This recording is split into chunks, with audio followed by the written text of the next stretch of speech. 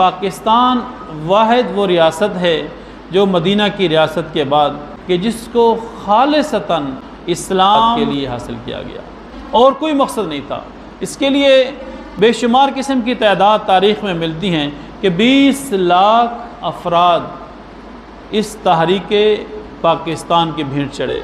इन्होंने क़ुरबानियाँ पेश की, मर्द, औरतें, बच्चे, बूढ़े, जवान सभी ने तहरीक में हिस्सा लिया और बेशुमार जुर्रतों का मुज़ाहरा किया। और दर्द की बड़ी दास्तानें तारीख़ की किताबों में मिलती हैं। कुछ दास्तानें तो हमें तारीख़ में मिल जाती हैं, उससे कहीं ज़्यादा ऐसी दास्तानें भी हैं जो शुहदा अपने सीनों में दफन करके कब्रों में की पाताल में उतर चुके। उनको मौका ही नहीं मिला अपने ऊपर बीते हुए लम्हात और अपने ऊपर बीते हुए जुल्म और सितम को किसी के सामने वाज़े और नुमाया करने का।